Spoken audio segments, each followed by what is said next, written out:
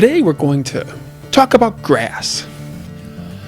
So in the real world, of course, grass matters. It's an essential part of the food web. Sunshine hits the earth, grass converts photons to food, ungulates eat the grass, wolves eat the ungulates. Wolves really like grass-fed ungulates. And in WolfQuest, grass matters too. More for realism and immersion though, and it just looks nice. But one thing that every time I go out into nature, I'm reminded of is how messy it is. Things just growing everywhere and every which way.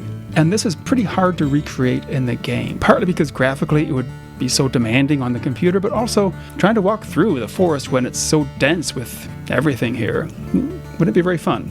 So we try to strike a balance, and periodically, over the years, we try to improve on that balance. So while most of the team has been working on the Saga multiplayer modes, I've spent some time upgrading the grass.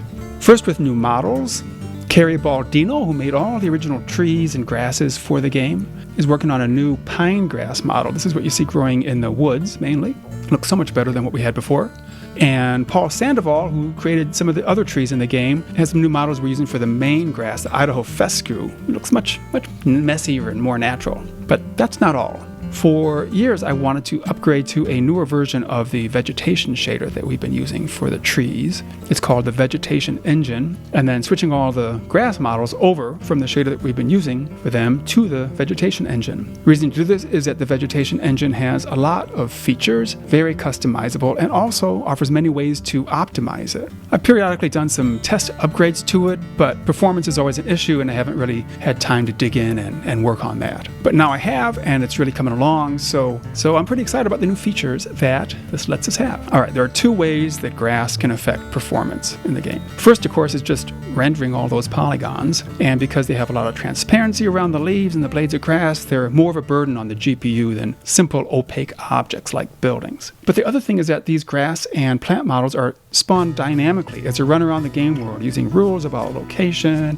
texture on the ground, density, slope, all sorts of things like that. And that's also on the GPU. And so if you make your vegetation objects spawn very close together, like here, that's when you get those micro pauses as you run around, because the GPU has to calculate the positions of more objects to spawn. And so that means that even if your GPU can render all these vegetation objects, it may not be able to do all these calculations without briefly pausing everything else. So this is a long explanation for why we hit two kinds of limits in terms of grass density. And this is bad enough when the grasses are pretty tall, because kind of in the camera's angled view, they kind of blend together. But especially in late summer and the fall in Yellowstone, the grasses are pretty short. And when you reduce the size of each grass model appropriately, suddenly you can just spawn them much closer together, much closer than is practical. Now, the simple solution for this latter problem, the calculations, is just to have bigger grass models that cover a larger area. But then, of course, you get issues if there's some varied topography. Here, I'll make a little ledge here. The grass doesn't conform to it, sticks out, so that definitely doesn't help with immersion.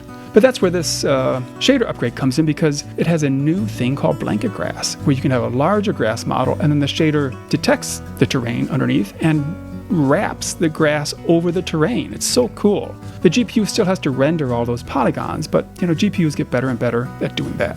So now we can have better grass coverage, and we can have this nice, messy, naturalistic grass spread across the hills and valleys, and I just think it looks great. Some people get excited about the bison calves or the bighorn sheep, but I'm just grooving on this grass. What else?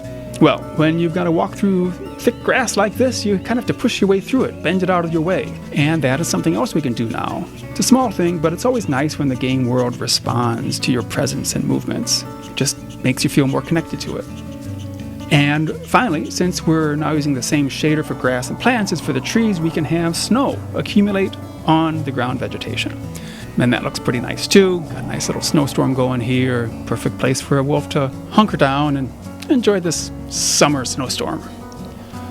So along with setting all this up and tweaking things, seems like endlessly, we've been working to optimize the shaders. The goal is to keep performance as it was before, and we're mostly there. On good GPUs, we're seeing the same or even sometimes better performance than before. On weaker hardware, we may need to strip out some of these new features. Don't know yet, still going through the rounds of tweaking and testing, seeing how much we can get out of it. So our main focus still is on Saga modes for multiplayer. We're making good progress there. It's just slow going given how long it takes to play through. These grass upgrades will be part of that next update with Saga multiplayer. No release date yet, so stay tuned.